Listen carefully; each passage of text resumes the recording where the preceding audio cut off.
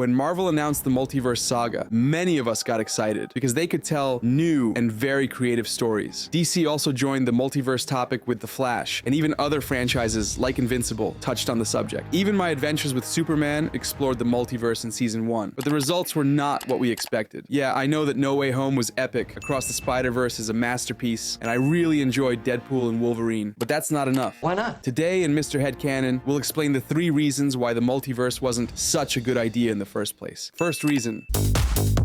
The multiverse is not a simple concept, like Doctor Strange's magic or the Infinity Stones, which can be explained in 15 seconds, and even your cousin will understand everything. For those who are not comic book readers or science fiction fans, the multiverse is a new concept with complex rules. What is a variant? What is an incursion? How do you travel to another universe? Different timelines are considered different universes? What is the difference between a dimension, a plane of existence, and a universe? Why do some characters have the same face in all universes and others don't? What is a canon event? What is a nexus event? What is an absolute point? I don't understand anything. These are questions that can be answered, but they require many explanations. That didn't happen with other types of superhero stories, which didn't require you to read a manual to understand how the shared universe worked. During the Infinity Saga, the Avengers teamed up to face various evil villains, and that's it. You didn't have to be an expert in quantum physics to understand the stories. By introducing the multiverse as a central concept for the new saga, Marvel scared off the casual audience. They feel super lost because they don't understand all the rules. Confusing!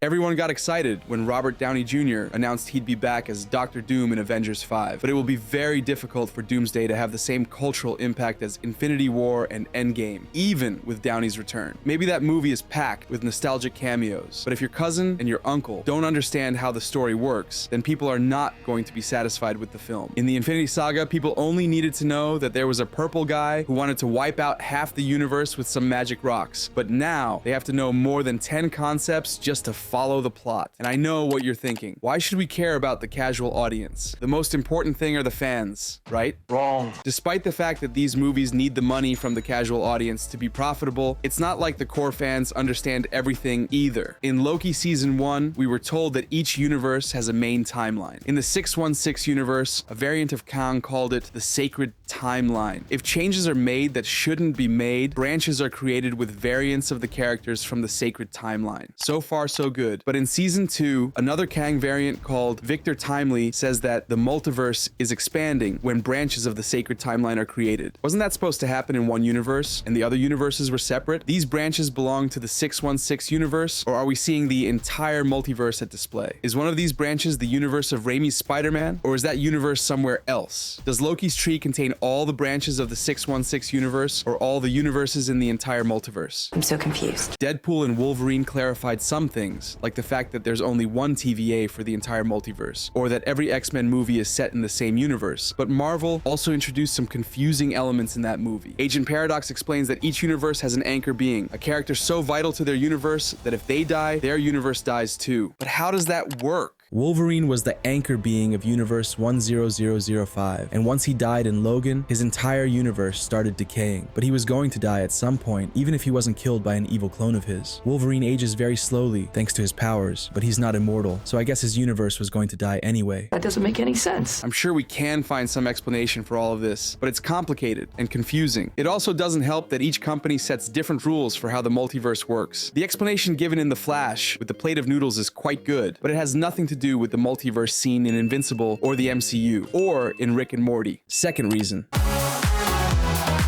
One of the most exciting things about the multiverse is being able to see characters we love again, like Tobey's Spider-Man or Hugh Jackman's Wolverine. We can see them interact with characters from other universes, something that never happened before in live action. This excites us all, because each multiversal story can be filled with cameos and nostalgia. I already want to see Hugh and Tobey hugging in Secret Wars. The problem is, this makes the expectations rise too high. The best example is Doctor Strange 2. Ever since Marvel announced it would be called Multiverse of Madness, fans speculated that we would see the mutants from the Fox universe, and that Strange would recruit a group of multiversal Avengers in the final battle, and that Wanda would create the mutants, explaining why the X-Men didn't appear during the previous saga. And don't even make me started on Tom Cruise playing Superior Iron Man. Why did you say that name? There were people who left the cinema disappointed simply because they didn't see as many cameos as they expected, and Marvel included some cool cameos, like those of John Krasinski, Haley Atwell, Patrick Stewart, and Maria Rambeau. Well, no one liked Maria Rambeau's cameo, but the others were good. But it wasn't enough, because several lying insiders had been talking about made-up cameos for months, making us believe we were going to see Eric Bana's Hulk, Nicolas Cage's Ghost Rider, and many more characters. This wasn't Marvel's fault, because no one from the studio said Doctor Strange 2 was going to be a cameo fest, but Marvel did give many insiders room to make things up. It was believable that there would be multiversal cameos of different characters. The movie was called Multiverse of Madness, for crying out loud. If they had called it Doctor Strange versus Scarlet Witch, no one would have gotten their hopes up. You're absolutely right. This also affected other projects. In Invincible Season 2, Mark travels through the multiverse because of Angstrom Levy, who can create portals to other universes, and he runs into Spider-Man, as happened in the comics. The difference is, this Spider-Man has a different design and name. In the comics, the cameo was possible thanks to an agreement between Marvel and Image, the publisher of Invincible, but that could not be replicated in the series, because Prime Video did not reach an agreement with Marvel and Sony. Ah, that's a shame. Robert Kirkman, Invincible's producer, explained that they had to change Spider-Man's design to avoid a multi-million-dollar lawsuit, and that's how we got Agent Spider, who moves like Spider-Man, has webs like Spider-Man, and even talks like Spider-Man, because the voice actor is Josh Keaton from Spectacular Spider-Man, but he's not Spider-Man. And for some, that wasn't enough. There were Spider-Man fans who expected to see the real Spider-Man. They were disappointed when they saw Agent Spider, because they didn't care about the rights issue. Remember, if anything is possible in the multiverse, then Spider-Man should appear in Invincible. Period. That's really not how things work around here. And we have The Flash. This film was sold by Warner as the real Multiverse of Madness, and they put in a super forced scene with horrible CGI cameos, but left out all the characters people actually wanted to see. Where's Christian Bale's Batman? Where's Grant Gustin, who played Flash for more than 10 years? Where's John Wesley Shipp? And where's Henry Cavill? Oh, right, they included a cameo of Henry made of clay. That's obviously not enough. At least, it seems like Deadpool and Wolverine was able to meet fans' expectations, because they included several cameos from the Fox universe. They even included Channing Tatum as Gambit. The actor wanted to play this character forever, but his movie never started production. Poor thing.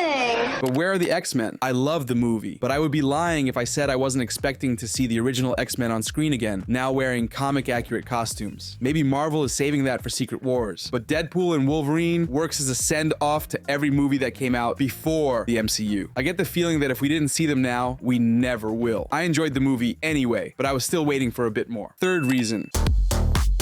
The multiverse offers many possibilities, but both Marvel and DC used it with the handbrake on. Except for What If, we didn't see any projects set in a universe other than the main one. And even What If is very limited. What does that mean? The X-Men don't show up, the Fantastic Four aren't there, and it seems that all they do is show us barely different versions of what we saw in the 616 universe. There are very good stories, like the one where Doctor Strange destroys his entire universe, but they are small variations of what we already saw in the main universe, not different and original things that justify using a concept like the multiverse. There is no reinvention of the MCU like what happened in the comics with the Ultimate Universe, which reimagined all of Marvel's characters in a new universe, more modern, realistic, and darker. And since the multiverse is hard for the casual audience to understand, they didn't want to do super groundbreaking things either. Disappointed!